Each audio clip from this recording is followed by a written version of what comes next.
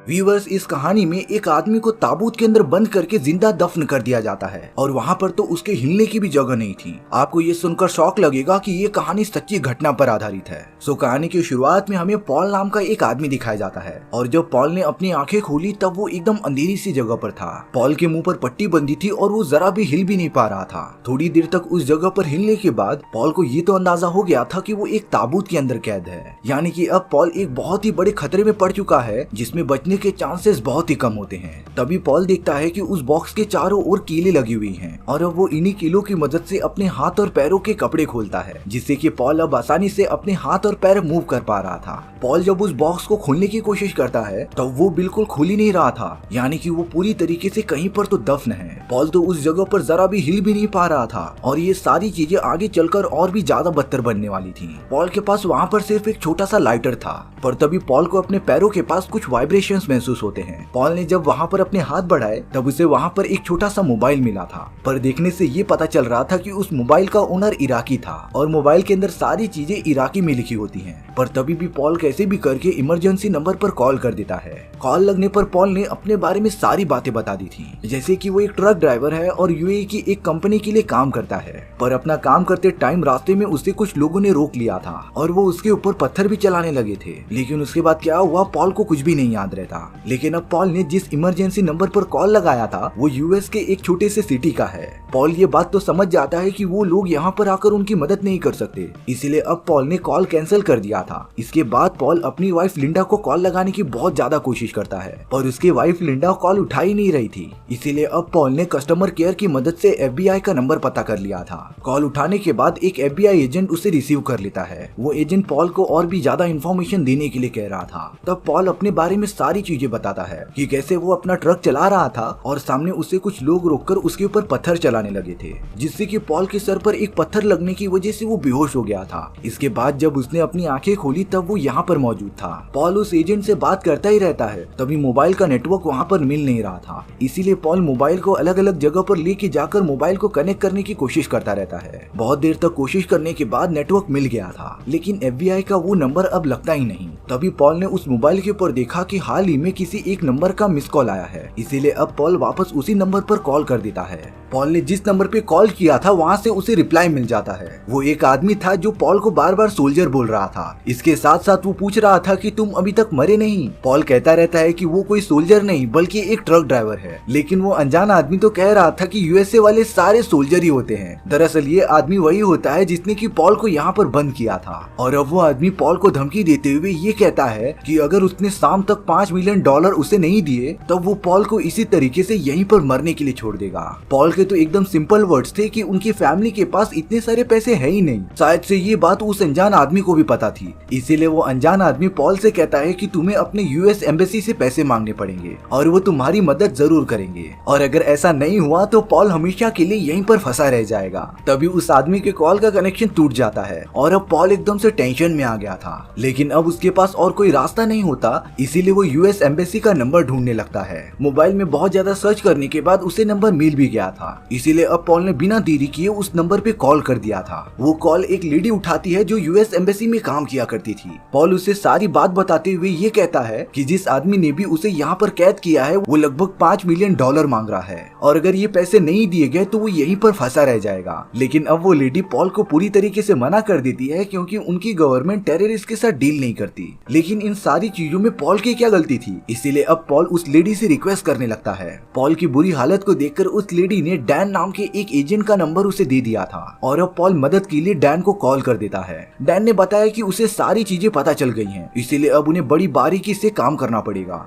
Dan Paul को बताता है कि वो मोबाइल फोन वाइब्रेशन मोड से हटाकर साइलेंट पर कर दे, जिससे कि वो मोबाइल की बैटरी ज्यादा देर तक सेव कर पाएंगे, और पॉल लाइटर तभी यूज करे जब उसकी जरूरत हो। डैन ये सारी बातें पॉल को बताता ही रहता है। तभी अचानक से पॉल को उस टेररिस्ट का कॉल आ गया था और अब वो खतरनाक आदमी पॉल से पूछ रहा था कि उसने अपनी एम्बेसी से $5 मिलियन के बारे में बातचीत की कि नहीं। पॉल उस आदमी के सामने एकदम गिड़गिड़ाने लगता है कि उसकी गवर्नमेंट इतना पैसा उससे तो देंगी नहीं और वो टेररिस्ट के साथ कोई भी डील नहीं करते। लेकिन अब वो आदमी पॉल से बहुत ज्यादा गुस्सा हो गया था। पॉल तो उस आदमी से कह रहा था कि वो तो सिर्फ एक ट्रक ड्राइवर है और दुबई में आकर कुछ पैसे कमाने आया है। लेकिन वो आदमी पॉल को बताता है कि यूएस से आए हुए सारे लोग टेररिस्ट होते हैं और उन्होंने हमारे यहाँ पर आकर बहुत सारी जंग किए, तो इसीलिए उन सभी लोगों को सजा मिलनी ही चाहिए। लेकिन पॉल उसे बता रहा था कि इसमें उसकी कोई भी गलती नहीं है, वो तो सिर्फ एक ट्रक ड्राइवर है जो अपनी फैमिली के लिए दुबई कुछ पैसे कमाने आया था। वो आदमी पॉल पर थोड़ा सा तरस खाकर 5 मिलियन के प्राइस को 1 मिलियन पर ला देता है और अब पॉल को अपनी गवर्नमेंट से $1 मिलियन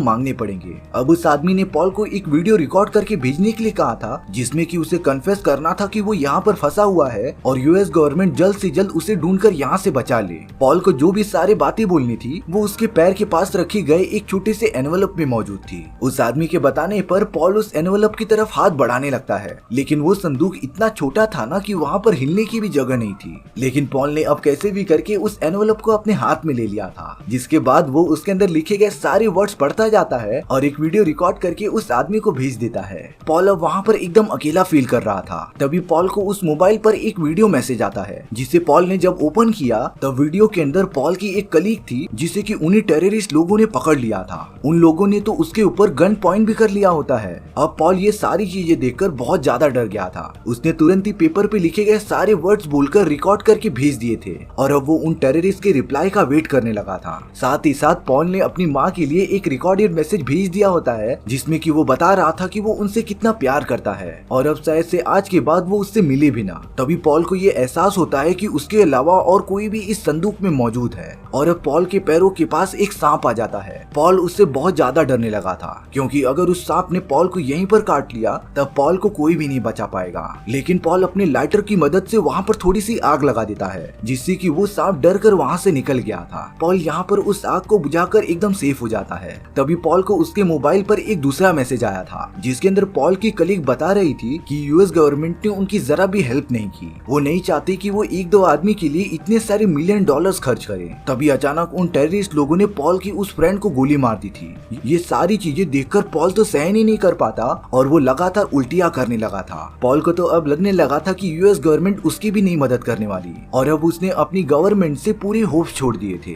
तभी अचानक पॉल को डैन का कॉल आता है। डैन पॉल पर गुस्सा हो रहा था कि उसने आखिरकार ये वीडियो क्यों सेंड किया। ये वीडियो यूट्यूब पर वायरल हो चुकी है और अब तो इस वीडियो को 100 मिलियन लोगों ने देख लिया है। डैन बताता है कि पॉल को ऐसा नहीं करना चाहिए था, क्योंकि इस वीडियो से वो सारे टेररिस्ट गवर्नमेंट पर प्रेशर डाल रहे हैं। लेकिन साथ ही साथ डैन पॉल को ये बताता है कि उनकी मिलिट्री की टीम उसे जल्द से जल्द ढूंढ लेगी। लेकिन पॉल को तो सच्चाई पता थी कि गवर्नमेंट कुछ नहीं करने वाली, इसीलिए वो डैन की बातों का भरोसा नहीं करता। लेकिन डैन लगातार कोशिश कर रहा था कि वो पॉल की लोकेशन का पता लगा ले। तभी पॉल डैन को एक बात बताता है कि अभी उसने यहाँ पर एक मस्जिद में आवाज सुनी थी। ये बात पता लगने के बाद डैन और उसकी टीम को एक बहुत ही बड़ा क्लू मिल जाता है पॉल की लोकेशन का पता लगाने का, और अब वो लगातार पॉल को ढूंढने लग जाते हैं। पॉल के पास तो वेट करने के अलावा और कोई भी ऑप्शन नहीं था, और अगर डैन उनसे ढूंढने में नाकामयाब हो गया तो पॉल यहीं पर हमेशा के लिए फंसा रह जाएगा। पर तभी कुछ ही घंटों बाद उस जगह पर एक बहुत ही बड़ा धमाका होता है। पॉल की संदूक के अंदर तो बहुत सारी रेत अंदर आने लगी थी। डैन पॉल को कॉल करके बताता है कि उनकी मिलिट्री फोर्सेस ने टेररिस्ट ऑर्गेनाइजेशन पर हमला कर दिया है और अब वो सारे लोग मारे जा चुके हैं। इसीलिए पॉल कुछ कपड़ों की मदद से उस छेद को भर देता है। लेकिन ये सारी चीजें उतनी काफी नहीं थी, थोड़ी थोड़ी रेत अभी भी नीचे गिरते ही जा रही थी। कुछ देर बाद पॉल को उस टेररिस्ट का मैसेज आता है, लेकिन अब इस बार वो आदमी पॉल को अपना एक अंगूठा काटकर वीडियो बनाने के लिए कहता है, जिससे कि वो गवर्नमेंट पर और भी ज्यादा प्रेशर डाल सके।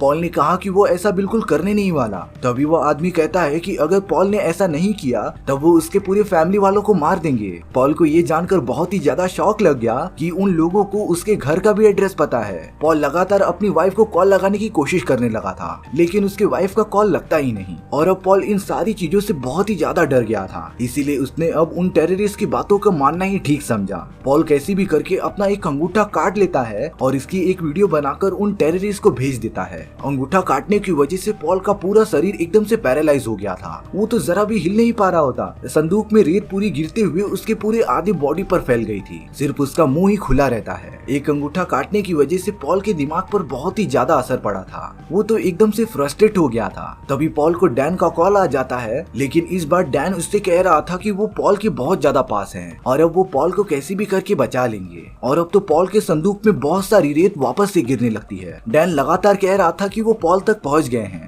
और अब उन लोगों ने संदूक खोलकर उसे निकाल लिया था। लेकिन डैन के लोगों ने जिस आदमी को बाहर निकाला था वो पॉल नहीं कोई और ही था, यानी कि वो सब अभी तक पॉल के पास पहुंचे भी नहीं थे। और अब तो रेत लगातार पॉल की पूरी बॉडी पर गिरते ही जाती है। इस वक्त पर पॉल ने सारी होप छोड़ दी थी और अब देखते ही देखते पूरी रेत पॉल के शरीर पर फैल जाती है, यहाँ तक कि उसका चेहरा भी पूरी तरीके से रेत में मिल चुका था। डैन का कॉल भी रेत में दबकर एकदम से डेड हो जाता है और अब पॉल, जिसकी कोई भी गलती नहीं थी, उसकी रेत में दबने से जान चली जाती है। इसी तरीके से बहुत सारे टेररिस्ट दूसरे देशों से आने वाले लोगों को टॉर्चर करते थे और उनकी मदद से गवर्नमेंट से पैसे ऐंठते थे।